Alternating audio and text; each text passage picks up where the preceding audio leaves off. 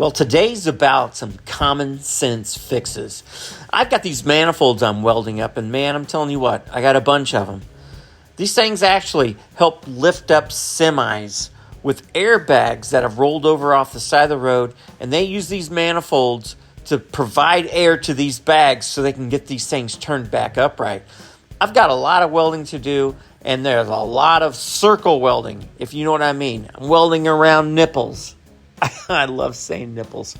But anyway, I'm welding in circles, and this is my idea. I've got this old Harbor Freight welding table. I've got some Harbor Freight dollies for moving a car around.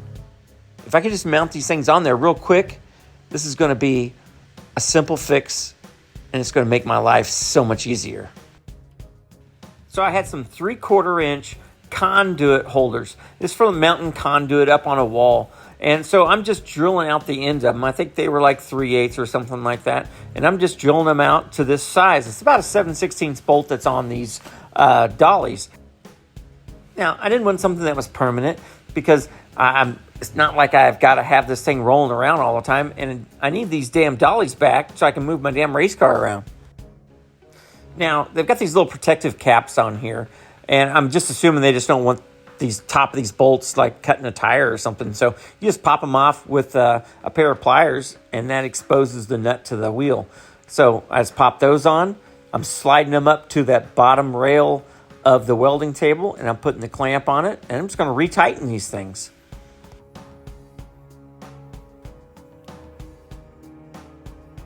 Now I know people are going to say, "Oh, Wendland, you need a welding table indexer and all this other stuff." And you know what? I probably do, but I don't have one. And another thing is this thing's kind of long. So it'd take quite the indexer to actually get this thing rolling. So I'm just kind of trying to figure out how I'm going to use it. Is it going to be able to move all right? And I believe so.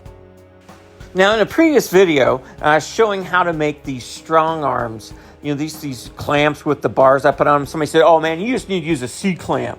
What's wrong with you? Just a C-clamp." Well, I pulled up a C-clamp, and I tried putting it on here, and guess what? That's a pain in the dick. No way. This strong arm deal works way better for what I'm doing. It's just to hold down these nipples and other things until I tack them. So on to the next project, this welding table. Let's see how this thing works. And you know what? I kind of like it. This is a game changer. Because I'm not sitting at my big welding table, which doesn't move, and then I'm having to move around the part and then move the part around. This is so much easier and so much faster.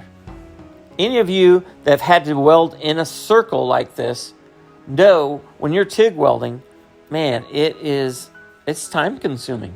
And if you can just drag this part around a little bit as you're going along, I mean, gosh, man, it saves so much time. I mean, I should have done this a long time ago, but it's not always I have to do this kind of project. So for what I'm doing right now, man, it works awesome. I mean, just look how fast this is going. Yeah, it's time elapsed, but check it out. It really was completely a life changer. And I enjoyed welding these things up. Each one of these things took about 3 hours worth of welding. So I'm back up at the setup table. I'm using my strong arms to put these final 4 brackets on.